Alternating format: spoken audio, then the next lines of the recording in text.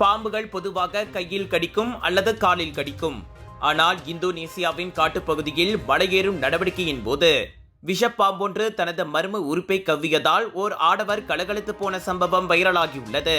Ankara சோஜி எனும் அந்நபர் இன்ஸ்டாகிராமில் அவ்வீடியோவை பதிவேற்றியுள்ளார். ஆணுறுப்பை கவ்விய பாம்பை அவர் கையால் இழுத்து தள்ள முயன்றும் அது முடியவில்லை. பாம்பு கெட்டியாக பிடித்து கொண்டதால் வலி தாங்காத அவர் உட்கார்ந்தே விட்டார். பலங்கொண்டு பாம்பை அவர் தொடர்ந்து இழுத்த போதும் அது தனது பிடியை விடவில்லை. பாம்பை அவர் முதலில் கையில் பிடித்தாரா அல்லது அதுவாக அவர் மீது ஏறியதா என தெரியவில்லை.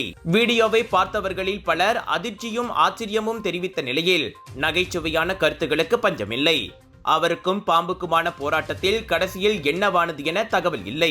அவ்வீடியோ இதுவரை 25.6 மில்லியனுக்கும் மேற்பட்ட வியூஸ்களை பெற்றுள்ளது. இந்த தேங்காய் எண்ணெய் சமையல்ல அப்படின்னு ஸ்பெஷல் இருக்கு. கேரளாவிலிருந்து தயாரிக்கப்பட்ட ரேனாயூர் சமையல் தேங்காய் எண்ணெயில சமையல் செஞ்சு சாப்பிட்டா தரமாவும் இருக்கும், அறுசுவையாவும் இருக்கும்.